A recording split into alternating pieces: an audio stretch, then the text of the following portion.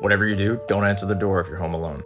In August of 1978, a 14-year-old girl was home alone when she heard a knock at the door with a man asking if he could use her phone.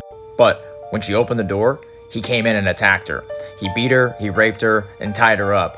But just before he was about to kill her, her brother walked in the door.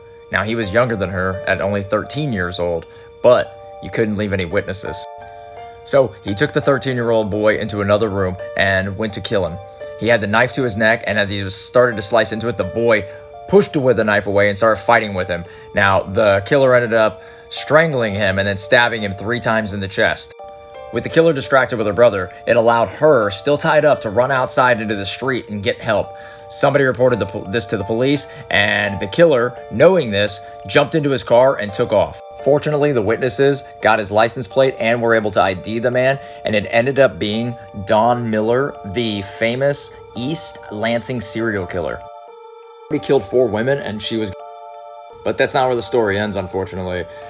He was only given 15 years on involuntary manslaughter due to a plea deal, and the police really saying that there was a lack of evidence to tie him to the other murders.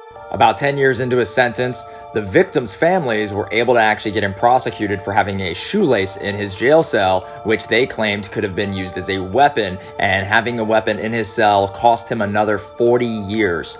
He is set to be released in 2031.